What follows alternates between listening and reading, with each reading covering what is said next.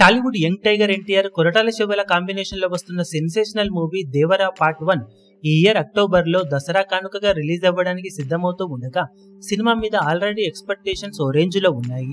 Cinema నుండి వచ్చిన glimpse and songs మీద మంచి ఎక్స్పెక్టేషన్స్ ఏర్పడగా అవన్నీ అంచనాలను మించిపోవడంతో ఇప్పుడు సినిమా నుండి వచ్చే టీజర్ ట్రైలర్లు తర్వాత ఎక్స్పెక్టేషన్స్ మరో లెవెల్ కి వెళ్లే అవకాశం ఎంతైనా ఉంది. సోలో హీరోగా ఎన్టీఆర్ ఆల్మోస్ట్ 6 ఏళ్ల తర్వాత చేసిన దేవరా సినిమా ఆడియన్స్ ముందుకు ఓ రేంజ్ అంచనాల నడుమ రిలీజ్ అవ్వడానికి సిద్ధమవుతూ ఉండగా సినిమాకు సంబంధించిన ఏ న్యూస్ అయినా కూడా సోషల్ మీడియాలో భారీగా వైరల్ అవుతూ ఉండగా రీసెంట్ గా సినిమా నుండి వచ్చిన ఒక కొత్త అప్డేట్ అందరినీ సినిమా మీద ఆసక్తిని మరింతగా పెరిగేలా చేస్తుందని చెప్పవచ్చు.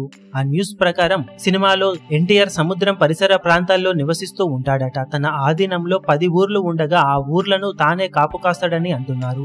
ఆ సముద్రం అలాగే ఆ ఊర్లలో కొన్ని విలువైన సంపదలు ఉంటాయట. వాటిని దక్కించుకోవడానికి శత్రువులు వస్తూ ఉంటారట. అలాంటి టైంలో భీకర యుద్ధంలో ఏకంగా 10,000కు పైగా జనాలను ఎన్టీఆర్ అలాగే తన సైన్యం ఎదురొడ్డి అందరినీ చంపేసి సముద్రాన్ని ఎర్ర రక్తంతో నిండేలా చేస్తారట.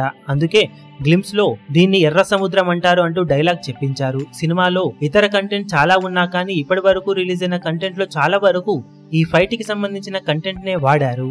గ్లిమ్స్ కానీ సాంగ్ లో కానీ విజువల్స్ ఈ సీన్ కి సంబంధించినవే చూపించగా మిగిలిన సినిమా కూడా మరో లెవెల్లో ఉంటుందని అంటూ ఉన్నారు. ఏకంగా 10,000 మందితో భారీ ఫైట్ సీన్, ఆ ఫైట్ సీన్ లో సముద్రం అంతా ఎర్రగా మారడం ఇలాంటి ఎపిక్ సీన్స్ చాలానే సినిమాలో ఉన్నాయని చెబుతూ ఉండటంతో రోజు రోజుకు ఈ సినిమా మీద ఎక్స్పెక్టేషన్స్ పెరిగిపోతూ ఉన్నాయి.